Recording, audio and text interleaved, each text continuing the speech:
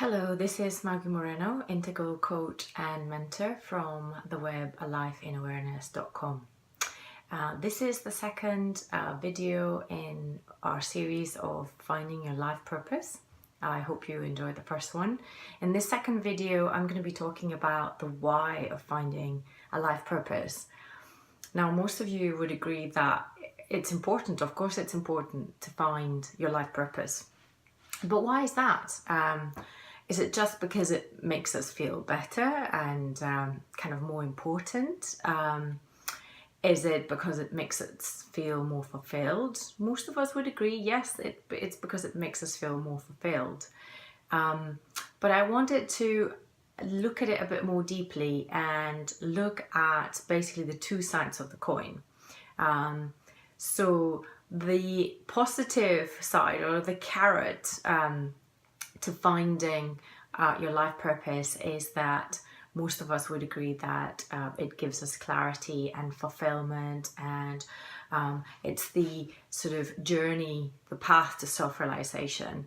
But there's also an equally powerful way to motivate ourselves to look for our life purpose, and that would be the other side, the stick, the maybe more negative side of the coin. And that's all about understanding and truly feeling the pain of an unlived life, the pain of not of sailing through life a bit rudderless, without a sense of purpose and a sense of achievement, actually. So I wanted to propose a couple of exercises for you.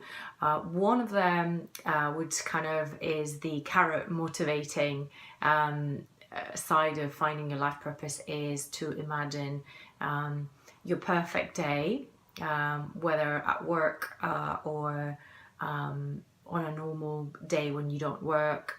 What is the best part of your day, and why? What fills you with a sense of satisfaction? What makes you lose track of time, essentially?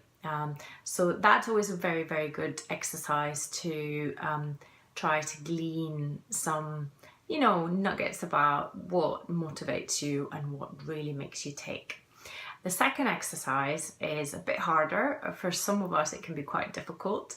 And that is to sit down and imagine yourself on your deathbed, or at the very end of your life, and to imagine what it will feel like to not have had a sense of purpose to life.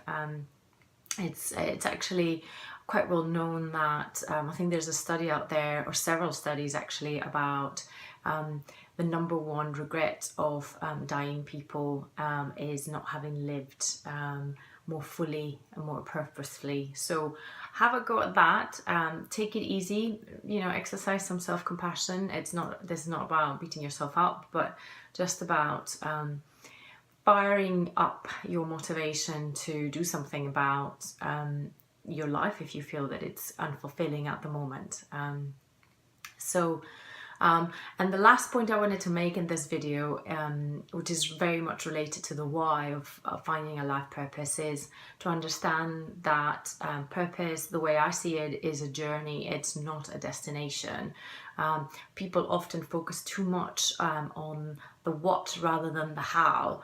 And what I would advise you to do, what I would suggest you do, is to look at upgrading your own processes on how to live your life, before stressing out on how to manifest the what, So use the ikigai in a way that gives you a lot of information about the how of your life, or how you live your life, and you will eventually get to the what, to the actual manifestation of how to go about it, and what that will look like.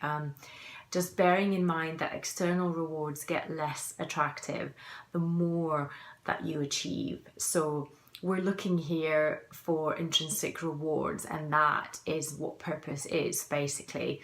So it's all around meaningfulness, because it connects, and that's really, really important, because it connects your gifts, your talents, with the rest of the world. That bridge that I spoke about in my first video about the me, the I, and the we. And that's in all capacities, big and small. So most of us assume that truly meaningful purpose has to be on a giant scale, or it has to lead us onto like a kind of world, greatness. But actually, the first step on finding a mission that fits you is to understand the connection between doing what you love and doing something worth doing, something that has meaning, basically, because they are one and the same thing. So when you are occupied in the right path, you will feel connected both to your soul, to your inner kind of guru, to your inner wisdom, as well as to the world outside you. So that's it for today. I hope you've enjoyed this one as well, and I'll see you in the next one, where we will be looking at blockages in finding your life purpose. Take care now. Bye.